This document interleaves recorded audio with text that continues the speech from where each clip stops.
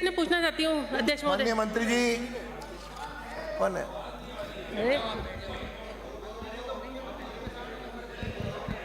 खाद्य नागरिक आपूर्ति मंत्री है ना यार, आपका प्रश्न कह रहा उत्तर दीजिए। माननीय अध्यक्ष जी, प्रदेश में वर्ष 2022-23 में 59,18,718 टन एवं 2023-24 में 43,82,760 मैट्रिक टन बाजरे का उत्पादन हुआ। जी नहीं, खरीफ विपणन सीजन वर्ष 2022-23 एवं वर्ष 2023-24 के दौरान प्रदेश में न्यूनतम समर्थन मूल्य पर बाजरा खरीद का लक्ष्य निर्धारित नहीं किया गया। बाजरे का लक्ष्य निर्धारित नहीं होने से खरीद नहीं हुई।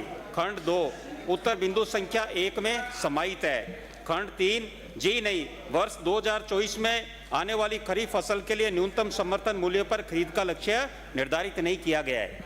माननीय सदस्य, अभी मंत्री जी ने जो जवाब दिया कि बाजरे की खरीद नहीं हुई है, पिछले कई सालों से एमएसपी पर बाजरे की खरीद नहीं हुई है। जब बाजार में बाजरा आता है, जो कि हमारे प्रधानमंत्री जी ने भी कहा है कि श्री अन्न है, और पूरे देश में सबसे ज़्यादा बाजरा जो है वो राजस्थान में होता है, तो मैं ये पूछना चाहती हूँ कि जब बाजार में बाजरा आता है तो 1600-1800 रुपये टन के भाव से बिकता है, और खरीद जब नहीं होती है तो अरबों रुपए का किसान को नुकसान होता है। तो उसकी भरपाई के लिए कोई योजना सरकार के पास है या नहीं? और दूसरा मेरा क्वेश्चन है कि राजस्थान में कुल कितने बाजरे का उत्पादन का लक्ष्य है और कितना टन सरकार खरीदने का लक्ष्य कर रही है?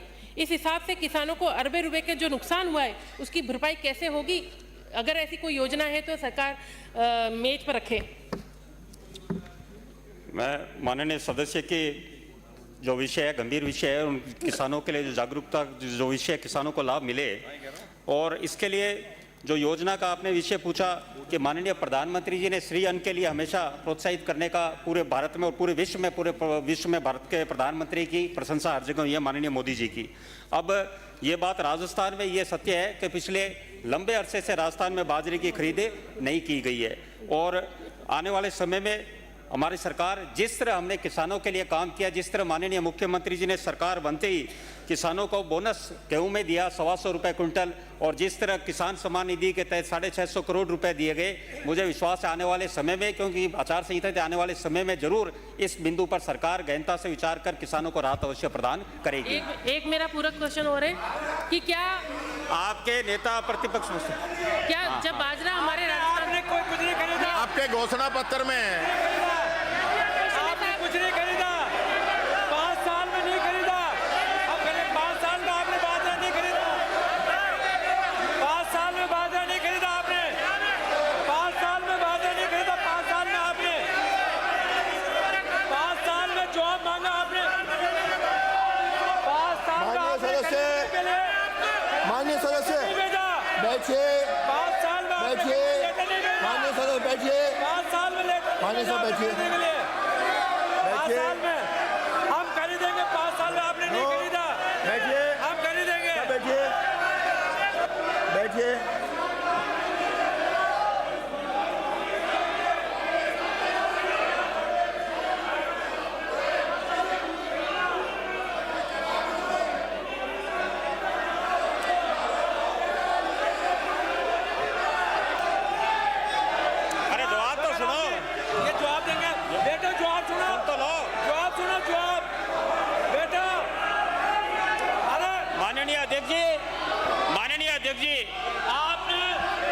माननीय अध्यक्ष जी, जब हम विपक्ष में थे, ये प्रश्न पूछा गया कि बाजरे खरीद के लिए राजस्थान सरकार ने क्या कार्रवाई करी, तो जवाब आया कि राजस्थान सरकार तत्कालीन ने कोई कार्रवाई नहीं की।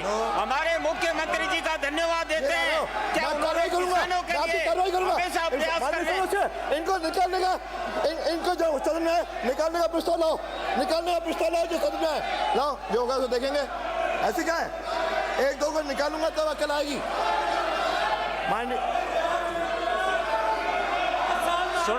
हमारी सरकार ने किसानों के लिए हमेशा तत्पर रही है, चाहे पेट्रोल डीजल के दाम कम करने हो, चाहे हमारे किसानों को बिजली कनेक्शन देना हो, सरकार तत्पर है। आप लोग जवाब से भागना चाह रहे हो।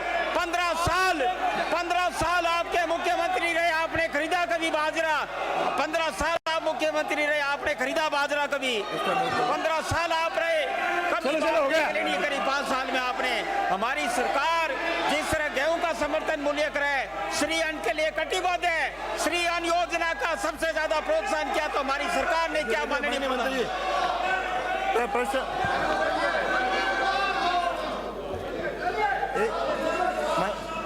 माननीय मुख्यमंत्री जी 2 मिनट।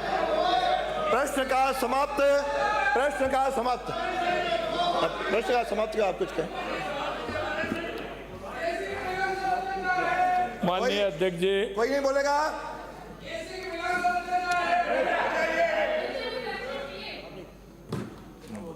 माननीय अध्यक्ष जी, ये सदन है,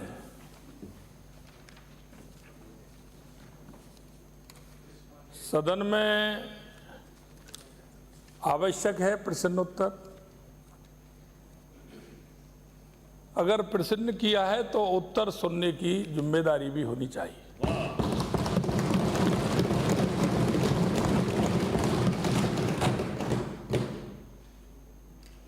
प्रश्न वो, क्योंकि किसी की तरफ अगर एक उंगली करते हैं तो 4 अपनी तरफ होती है। उसका कारण यह है कि प्रश्न पूछा कि बाजरे की खरीद कितने की। मैं पूछना चाहता हूं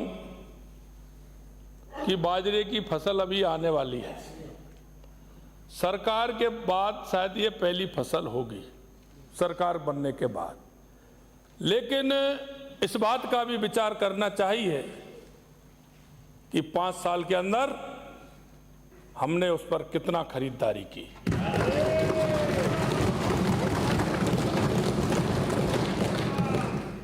मंत्री महोदय का जवाब पूरा सुनने के बाद आपका पूरक प्रश्न आता है। पहले मंत्री जी का पूरा जवाब आप सुनिए कि मंत्री जी कह रहे हैं कि हमने आगामी बाजरे की फसल के लिए केंद्र सरकार को हमने पत्र भी लिखा है और हमारी सरकार ने आपके समय में एक जगह नहीं, हमें कई जगह धरना देना पड़ा, क्योंकि हरियाणा के किसान को, गुजरात के किसान को, एमपी के किसान को, यूपी के किसान को उस बाजरे को 2300 रुपये का मिला और हमारे किसानों ने उस बाजरे को 1400 रुपये में और 1500 रुपये में हमारा किसान का बाजरा बिका था। आपको करना चाहिए कि अगर आप इस बात को कहते हैं तो किसान के साथ धोखा किसने दिया, यह भी सुनिश्चित होना चाहिए। मैं आपके माध्यम से मैं कहना चाहता हूं, मंत्री जी का जवाब पूरी स्पष्टता के साथ था। हमने सुना है, हमारी सरकार जो कुछ कहेगी वो करके दिखाएगी, ये हम विश्वास दिलाते हैं।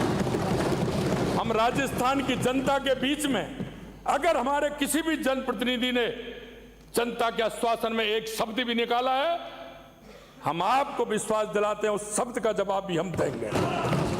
और मैं यही कहना चाहता हूं कि हमारे मंत्री जी का जो जवाब है वो स्पष्टतापूर्ण है कि हमारी सरकार निश्चित रूप से विचार करेगी और हमारे राजस्थान के किसान को बाजरे के लिए लाभ भी देगी।